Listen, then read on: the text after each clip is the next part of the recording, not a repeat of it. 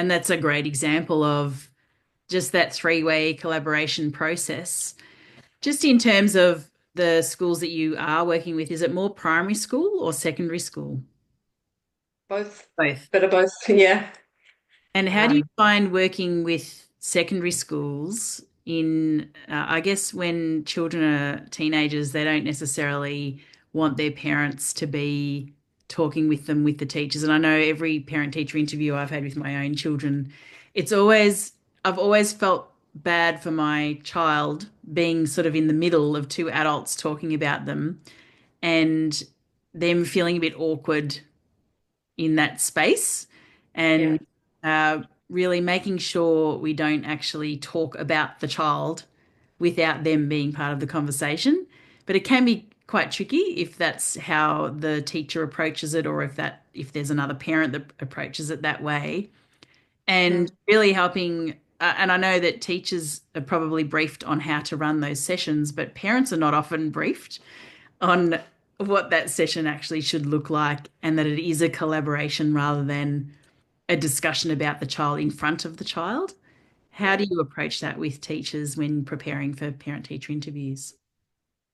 I have a clear memory many years ago of one parent who just started screaming at their child at parent-teacher interview if a teacher said anything wrong.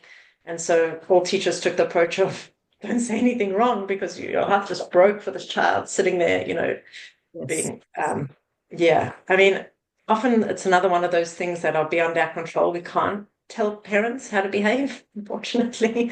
Um, but I guess in the way you facilitate, if you're an excellent facilitator in facilitating the conversation, and a lot of those strategies that we give the teacher, first, always a compliment, always see value in the child, acknowledge that sometimes things are difficult or tricky in school, um, and offer that opportunity for collaboration.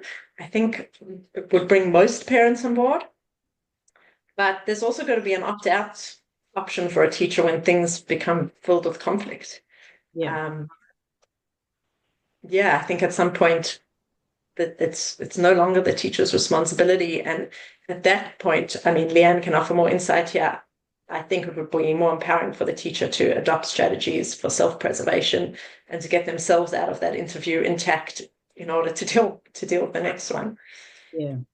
Mm. Well, hopefully Um, that doesn't happen too often, but I'm sure it has happened for some teachers. And yes, I'd like to hear from you, your perspective, Leanne. Yeah, I guess I was going to say absolutely, saying, well,